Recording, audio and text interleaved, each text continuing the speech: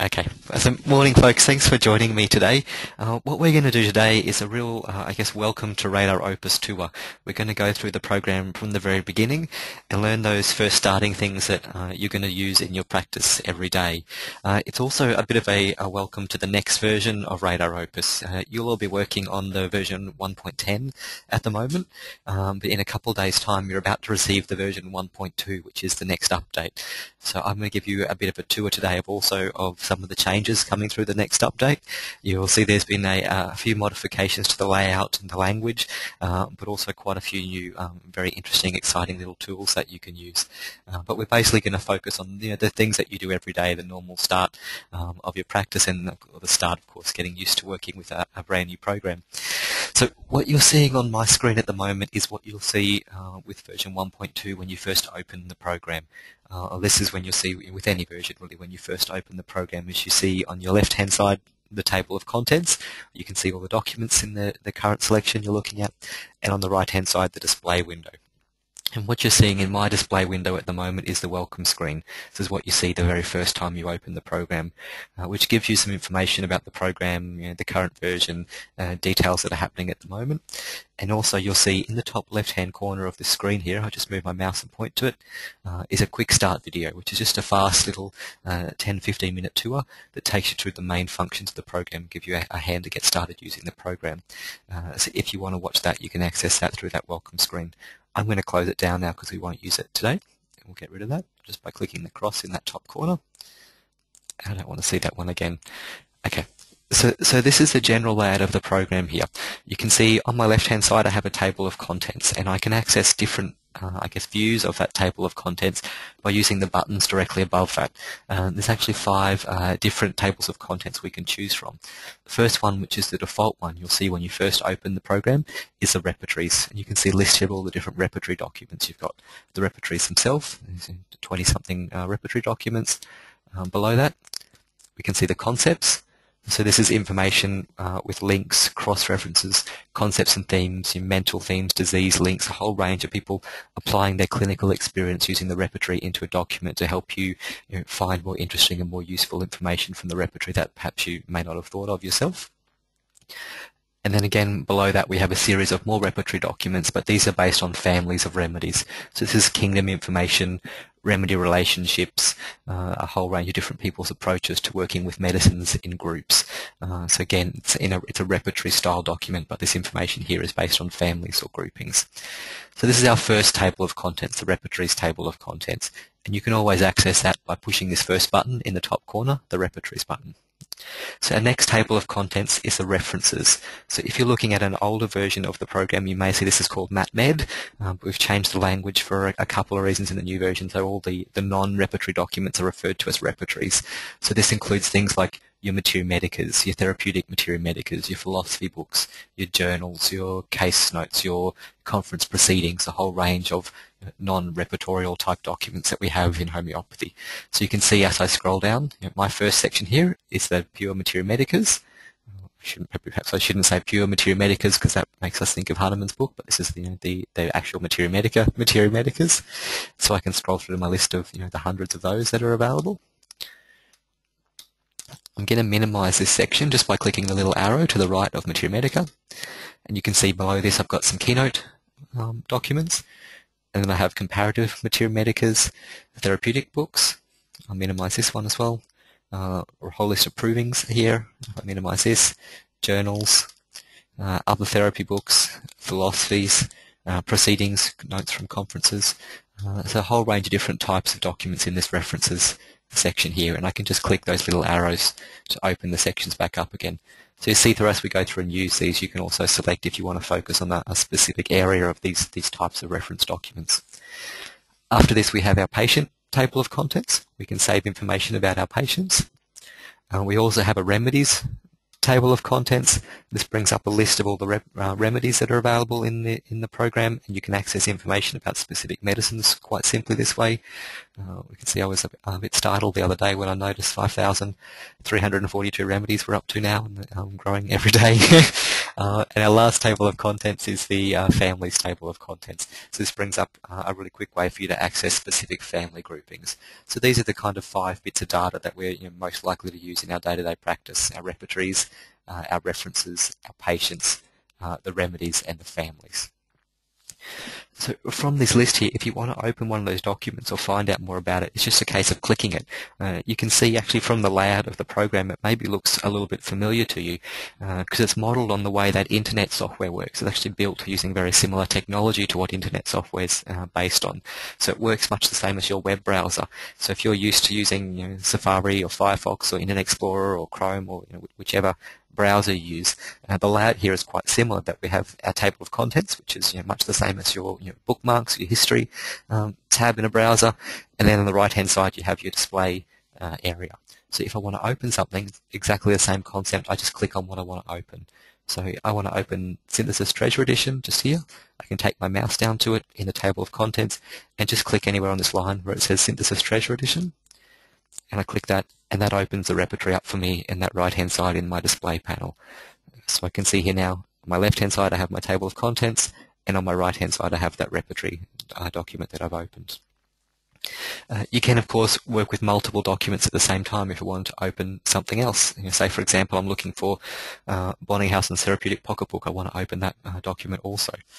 If you can't see it in the table of contents, all the table of contents have this search window across the top.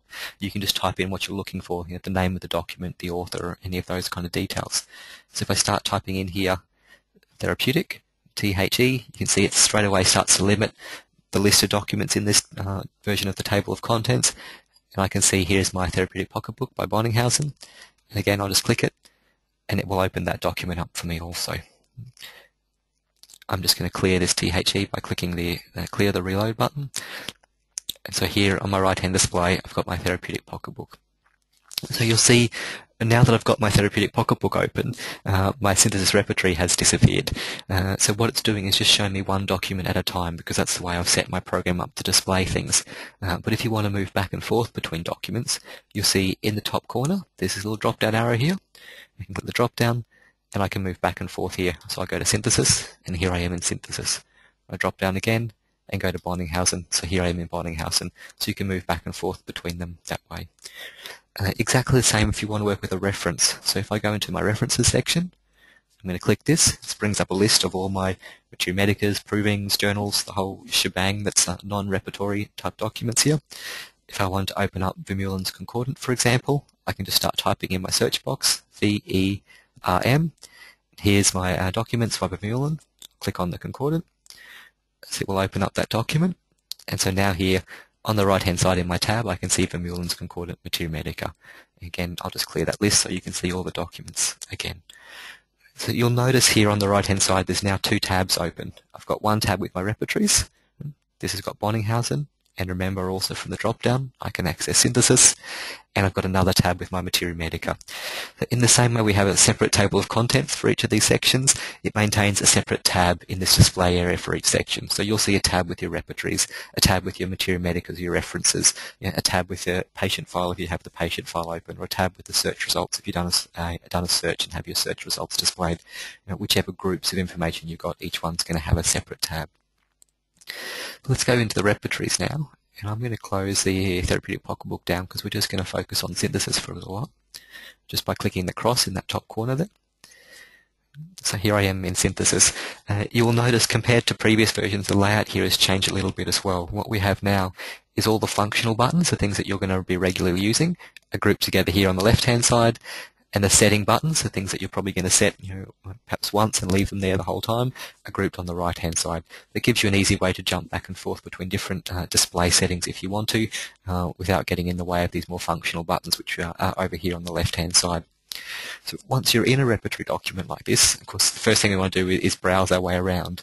There's a few different ways that we can do that. I'll show you first a way using the mouse. Is that in the top of this document you see this binocular button.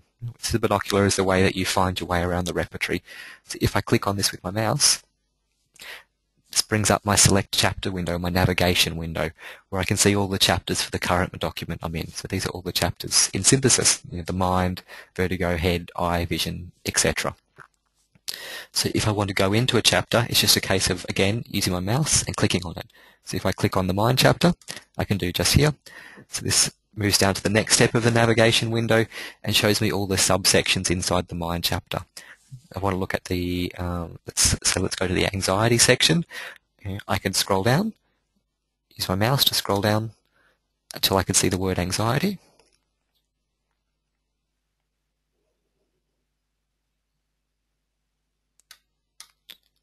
Here we go, here it is just here, and I'll click it. And you can see now in the header it says mind, anxiety, and below this we've got all the subsections, all the things that people can be anxious about. So we can say anxiety in the open air, I can see it here, and I'll click that. So I can see mind, anxiety in the open air. There's a sub-rubric, ameliorates. So I want to go to the repertory now, so I'm going to click the Go To button. So this takes me to the repertory, and I can see here's my rubric, mind, anxiety, air in the open. Here it is here, and below that there's that sub-rubric, ameliorates, if I wanted to use that sub-rubric. So that's the basic way of browsing your way around the repertory using a mouse. It's just a case of clicking on that binoculars button up in the top left-hand corner of your repertory display window. It brings up the chapters and you can browse down step by step from there. I'm going to take this rubric and contribute it towards my repertorization. So I need to tell the program, hey, remember this one, I want to use it later on. And I'm going to pop it in these clipboards. These clipboards down here, but between the table of contents and the display window, is a place where you can gather and collect information and put it towards your analysis. So I'm just going to use my mouse again, pick up that rubric, drag and drop it, and pop it in that clipboard. So now you can see just below that clipboard, I've got a little number 1 has appeared because I've put one rubric in my clipboard here. So let's do that process again, and then we'll look at a different way of doing it. So just the mouse way of doing it, I'm going to click on my binoculars. Let's look at the rubric for back pain in the morning. So I can look here and go, okay, here is all my chapters. I can go to pain. So I'm going to go to back, I'm sorry. So I'm going to find my back chapter, which is just here. So I click on this. So now I can see in my header, I'm inside the back chapter. Here's all the sections. So I could scroll down until I find the section that I'm looking for. Went a little bit too far. Let's just go back up. Here we go, pain. And I'll click it. So here's all the sections, and I can see back pain morning, back pain in the header. Morning is just here. So if I click that, now I have back pain morning, all the possible sub-rubrics. I don't want to go any further, so I'll just push the Go To button, which takes me into the repertory, and I can see back pain morning. Here's my rubric with 64 medicines in it, and again, I drag and drop it and pop it into my clipboard. And now you can see I've got 2 rubrics in that clipboard. There's a little number 2 just below. So that's the basic way of moving around if you're a mouse type version. Of course, there's faster ways to move around if you want to use a keyboard, because you can imagine many of our chapters have got lots and lots of information in, and scrolling down can take you a while to find the thing you're looking for. So let's look at some of the other ways that you can do things as well. So let's look for the rubric, say, desired salt. So again, I could click on my binoculars, bring up my list of chapters. I'm looking for food desires, which is going to be in the Generals chapter. So I can just go to the Generals chapter and click this. And again, exactly the same. You can see I'm inside my Generals chapter. I want to go to the food and drink section. So rather than scrolling to find food, I can just with my keyboard start typing. So I'm just going to push the letter F now. And you can see this letter F appears up in the top just here. And this window is limited now, showing me all the things that start with F. If I then, in addition, I typed an O. So here, FO, you can see at the top, here's all the FO things, and I can see my option here, food and drinks. So I can either click that, or if I want to keep using my keyboard, I could just use my up and down and my enter buttons to select it. And I'll go inside the Generals food and drinks section. So this header's telling me I'm in Generals food and drinks. Here's all the sections here. I want to go to salt, I can just type the word S-A-L-T. Here's salt. I'll click enter. I've got my options below this. I think I said we'll pick desire. So D, you can see that little hand goes to it straight away. I'll click enter. There's more sub-rubrics here if I wanted to. There's more sub-rubrics of desire salt. I don't need to go down any further. So again, I can use my mouse to push that Go To button, or I can just push the enter again on my keyboard, which is going to take me back to the repertory. And I can see that rubric there, Generals, Food and Drinks, Salt, Desire. And again, exactly the same, drag and drop it, and I'm going to pop it in my clipboard. If you don't want to use the mouse at all, you can do this in a really pure keyboard way as well. So if we say, let's look at the rubric inflammation of the eye, I want to go to the eye chapter. what I can do, I don't have to click anything first. I'm just going to push on my keyboard the letter E. And you see up pops that navigation window and shows me all the chapters that start with the letter E. Right? So I didn't do anything first, I just pushed the letter E on my keyboard. So I can see I is actually the first chapter there. It's the one closest to the start of my repertory that starts with the letter E. So I'm just going to click enter on my keyboard, and that takes me inside the I chapter. If I want to go to inflammation, I can just start typing the word. So I've just typed the first 4 letters in this case, and you can see the little hands pointing to it. Click enter. Here I have all my sub-rubrics of I inflammation. Let's say at afternoon. AF, enter. So small little rubric here, just the one medicine in it. And again, I could drag and drop this to my clipboard using my mouse, or the other way I could do it is by using this button at the top just here. This is a take rubric into the current clipboard button. You can see it's got the same kind of picture clipboard as what we have in the clipboards here, but with the green arrow.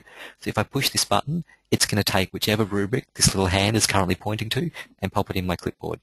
So I just click it. And there now you can see I've got 4 rubrics in my clipboard.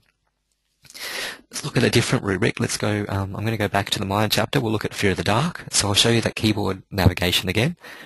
So I want to go to Mind chapter, so if I can just push the letter M on my keyboard, up comes all the chapters that start with M.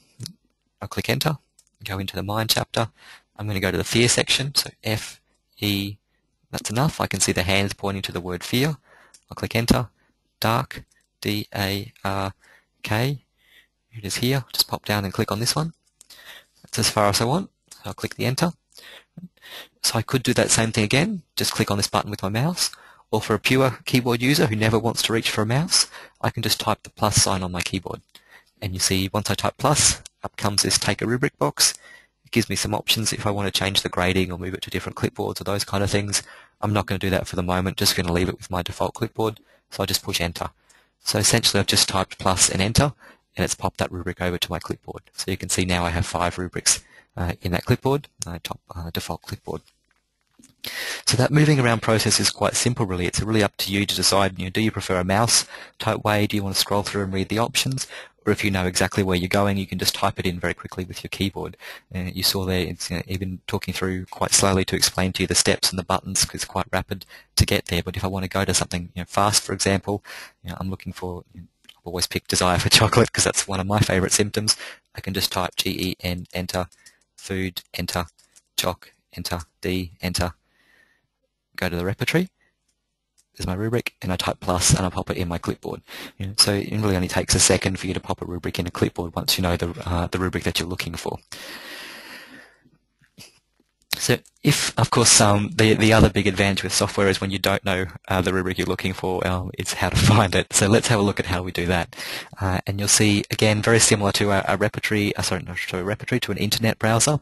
Up in your main toolbar, you have the search box here where you can type in what you're looking for. Now this search box has actually been modified in the version 1.2, so you'll see some additional features here that you'll have access to in the next couple of days to put the full search tools available in this quick window. So it works the same as if you were typing a search into your search box in your internet browser. So if I start typing in a word, let's say we're looking for someone who's got a fear of snakes, I can type in the word fear. Right, and the program will start giving me options, things I might want to choose from. I don't need to scroll down and pick anything. I'll just click my spacebar and keep going. And I'll type in the word snakes, S-N-A-K-E-S. That's my options there. And I just click enter. And this will go through and do a search for me. And what it's doing at the moment is searching all the documents. It's searching the repertories as well as all the different types of references, all my materia medicas, my approvings, my journals, my case notes, everything that's out there. And displaying to me first off the results from synthesis because that's my default document. So you can see here I've got 2 rubrics in synthesis that have got information with them about fear of snakes, mind, fear of snakes of, or dream, snakes, fear without. So I've got 2 options here. On the left-hand side, up's come a table of contents that shows me all the books that have got results in them without fear of snakes. So I can see the other repertory that's got information on fear of snakes is Murphy. Luke de Shepper's got his concepts and core delusions, and I've got all my materia medicas here. And if I minimize these materia medicas, below that I've got my keynotes, my comparative materia medica, therapeutics, provings, etc. So all those different documents that have information about fear of snakes. And if I want to see information about what that document says, I just click it. So here we've got Bailey's Homeopathic Psychology. If I click on this, This brings up in my search result window all that information about fear of snakes that comes from Bailey's homeopathic psychology book. If you want to go back to seeing what Synthesis said, just click it and it brings it back for me here. And again, same as before, I could use my mouse, drag and drop it, and pop it directly into my clipboard. Or if I wanted to, if I click on that rubric, it takes me into the repertory, and I can see the actual rubric. And again, exactly the same as before, I could drag that and drop that into my clipboard if I want to. So I'll show you that search again. I'm going to show you something a little bit different now that gives you some interesting different results and shows you some of the benefits of having these full search options in your clipboard here. Now, perhaps you're interested in finding out what the fears of the snakes are. So before we search for the fears of snakes as a symptom, but what about fears of the snake medicines? So if I type in my word fear again, and my word snakes again, but this time you can see I could choose snakes as a family. So just here, if I click on this option, snakes as a family, and click enter to do my search, this goes through and finds all the information about fears in the snake family of medicines. So this is a different thing. We're not looking here for fears of snakes, we're looking for the fears of the snake medicines. So I can see here from Synthesis, here are all my rubrics about fear that have got snake medicines in them. So I've got snakes with fear in the evening, or fear at night, fear of accidents, etc. Or I can go through my Mature Medica and ask the same thing. Just click it. If you want to see what fears snake medicines have got in Alan's Pure Mature Medica, I click it and it opens up for me and shows me here Alan's Mature Medica. And this is information here. It's in the lachesis section, obviously the snake that was around at the time of Alan, and we can see the specific fears which are mentioned for lachesis. So any combination of things you want to search for, you can just type into the search window in the main toolbar here. The other thing, of course, I should draw your attention to is you can see we've got a new tab open now. I've got a repertory tab, my Mature Medica tab, and I've got my search results tab. We'll move back and forth between them just by clicking on the tab, exactly the same as you would in your internet program. Just click on the tab that you want to go to at the moment. So this is the basic idea of moving around and searching. You can, if you want to go to a particular repertory, remember you can always just click on the repertory table of contents, bring the repertories up and click the one you want to open it. Same for reference. Just go to your references table of contents and click the one you want to open it. Or if you want to do a search, you can just type the simple search words that you want in the main toolbar here. You click the enter and up will come your search results and show you all those documents. You can specify in the search window if you want to search specific types of documents. So you can see in this top left-hand corner, the default option here is search in all documents, which means you can search all the repertories, the concepts, the Mature Medicas, the provings, the whole lot all at one time. If you wanted to, you could specify I just want to search in one particular place. So for example, I might say search just in the open repertories. If I click on this, we'll go through and do my search, but show me those results just from the repertories I have open at the moment. Or I could specify I just want to search just information from provings, or just information from Mature Medica, or just information from the journals, or whatever combination of things it is that I want to see.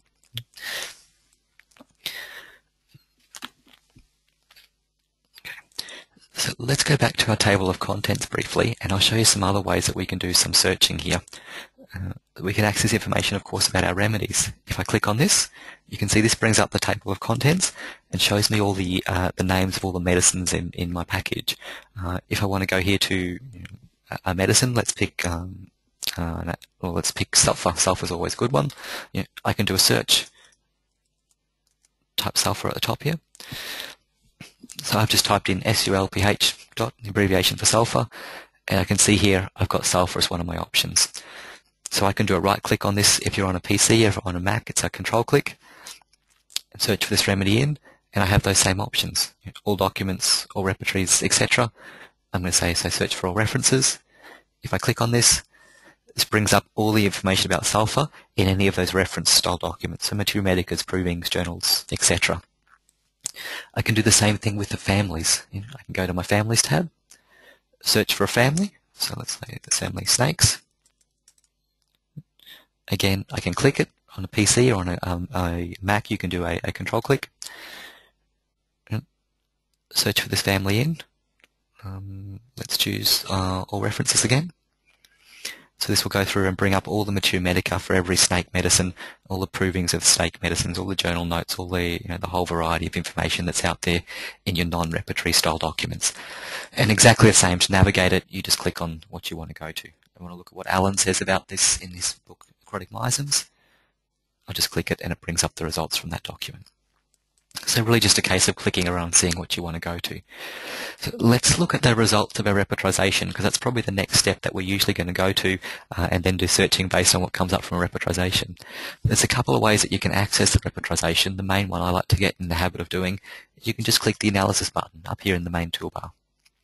So if I click on this, this brings up the results of my repertorization, and I can see I've got my rubrics in the left-hand part here and the remedy occurrences in the right-hand part here. And the other way you could do it, especially if you're working with multiple clipboards, is just by clicking on the clipboard you want to go into. So if I clicked on clipboard number 1, where all my rubrics are, it brings up the exact same thing. It brings up these analysis results from that clipboard.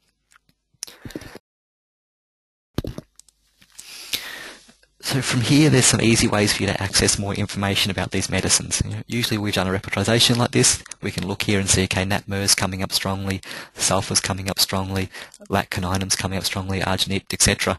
You're going to want to go and find out more information about these medicines. The way that you can do this, a couple options. If you want to get into the right-clicking or control-clicking, I could go to natmer, for example, click on this, and say search for this remedy in, and start bringing up information. I could search for it in all references if I want to bring up all the Materia Medica information about this. I'll also get, of course, all my provings and my journals and the whole range of information about natmer. So it comes up with these documents, and here's my information here. Well, you remember, of course, I had concordant Materia Medica open, if that's my preferred Materia Medica. I could choose to just search in my open references.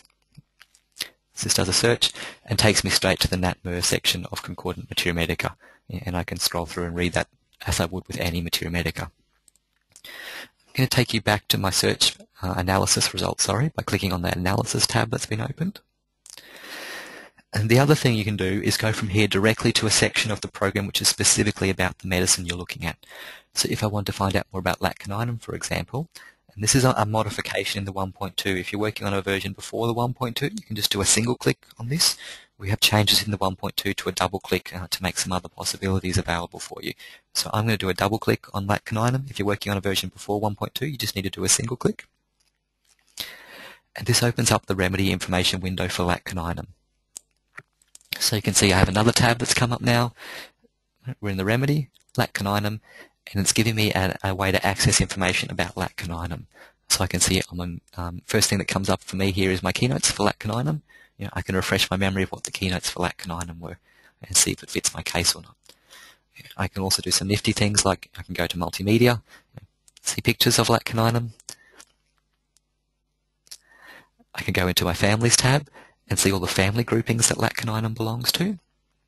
I can see, for example, if I look into kingdoms, it's an animal, it's a chordata, it's a vertebra, it's a tetrapod, all the way down to it being part of the dog family. I could go into the miasms and see which miasmatic groupings it belongs to. According to different authors, I can see Chodhary says it's Sora or mixed miasmatic. If I look at Sankaran's approach, it's a psychotic miasm medicine. Or I can go into my remedy relationships. I can see the related remedies. I can see latcaninum is followed well by, if I click on this, it's followed well by causticum or diphtherinum. So I can access those specific bits of information from the remedy relationships here also. There is a fourth tab called Passport. There's not information in Passport for this particular medicine, because Passport at the moment is relating to plant medicines.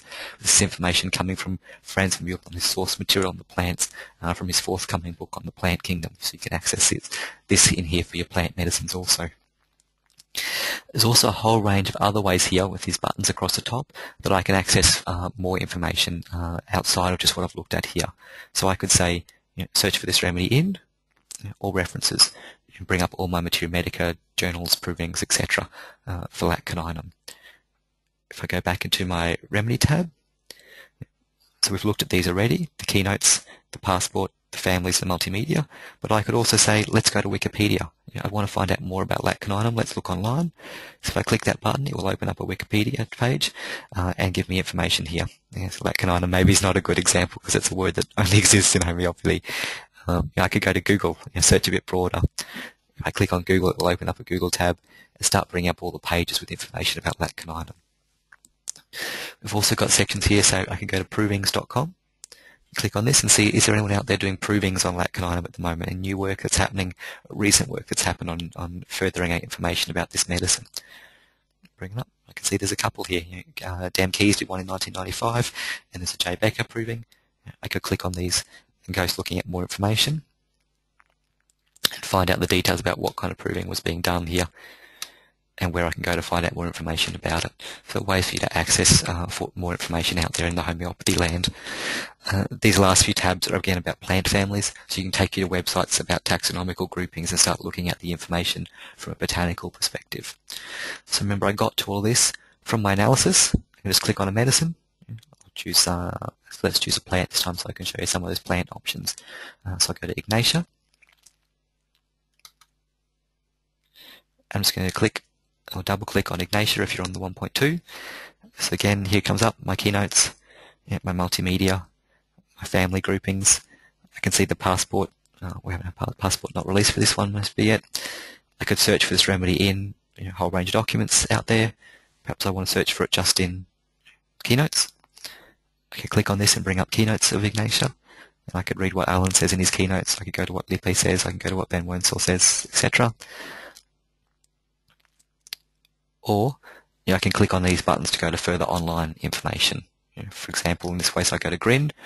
It's a plant-based site giving information on plants, and I can bring up what information they have there on Ignatia. NCBI, same thing, a taxonomy site. So using different names here. Okay. So you can access all this via the analysis window and just go directly to information about those medicines.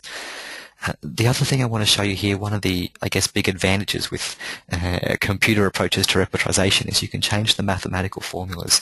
And this can be really useful for us. If we look at the medicines coming up here, natmer, sulfur, laccaninum, they're all pretty much our great big polycrests. You may want to find some different information from times. Down the bottom of this window is a button, Sum of symptoms sorted by degree.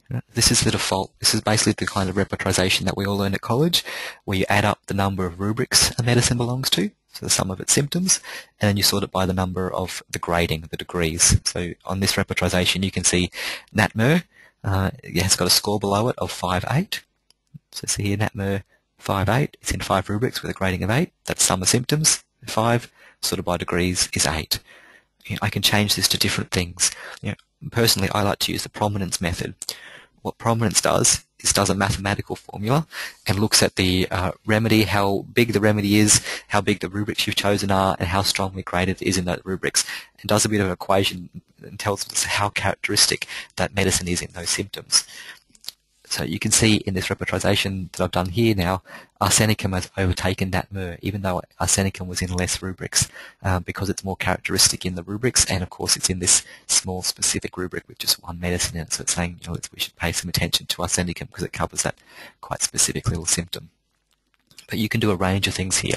I can emphasize just the small remedies, just by clicking it, and bring up the small remedies.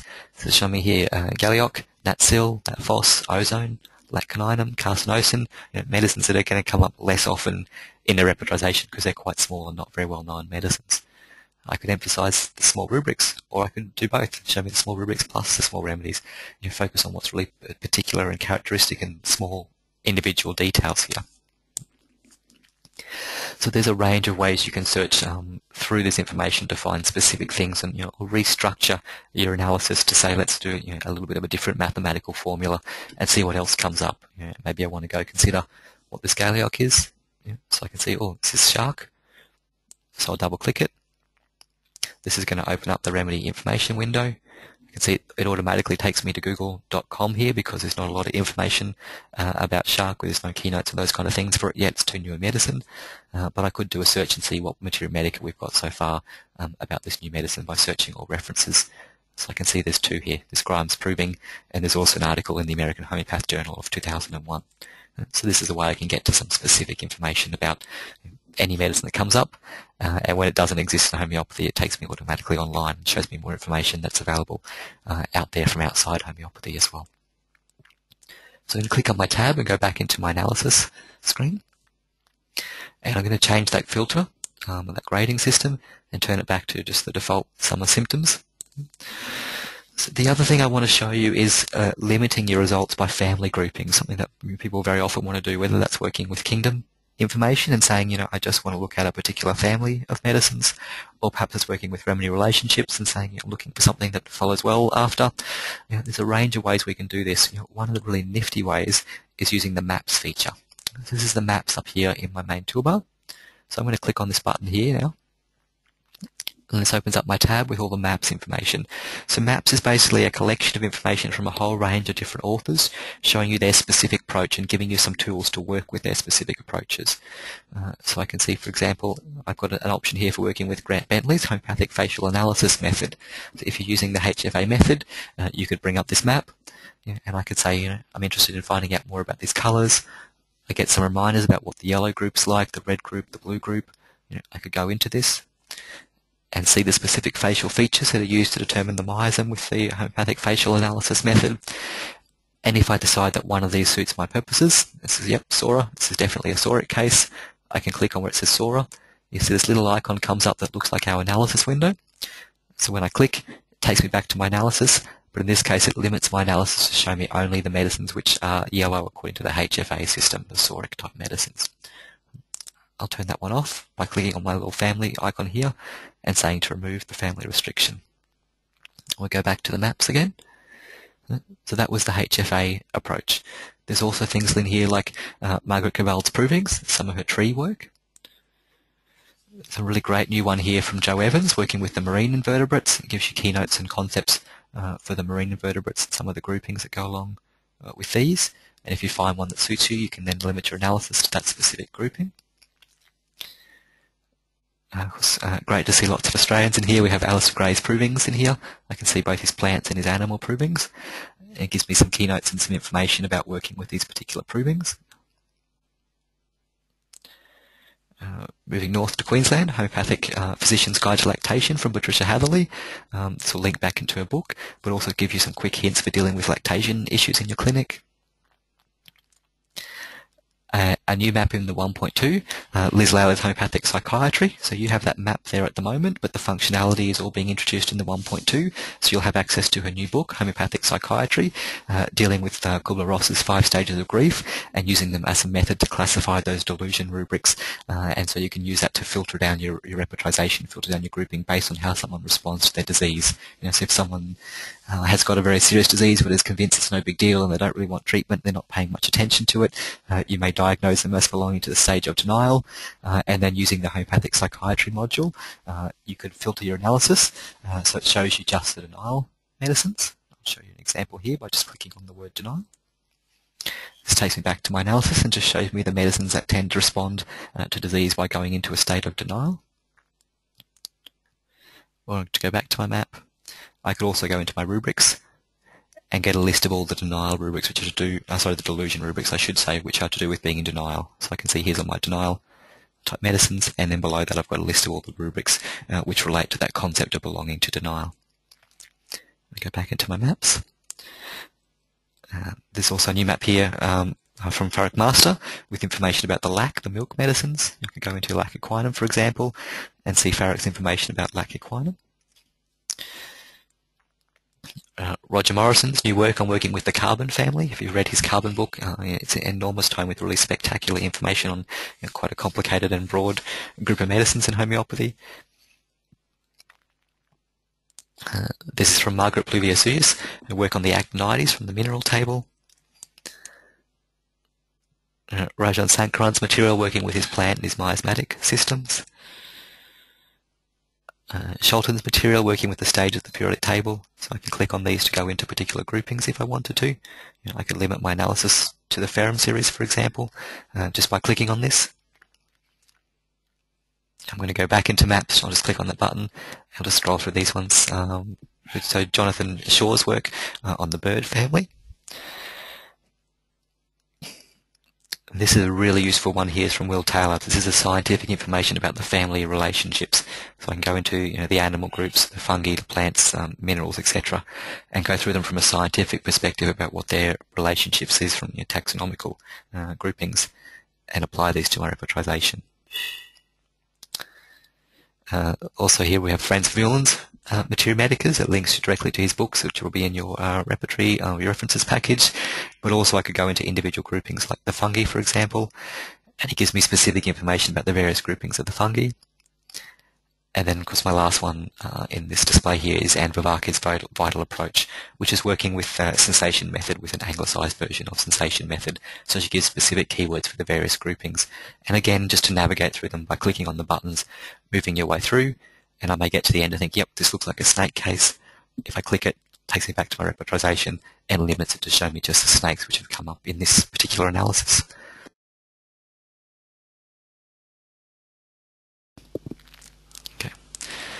So that gives you a bit of a quick tour of finding your way around the program. Hopefully that's something useful for you to find your way through and get used to working with the RadarOpus, and also give you some ideas of some of the new functions and features which are coming into 1.2, which you should have access to in the next couple of days.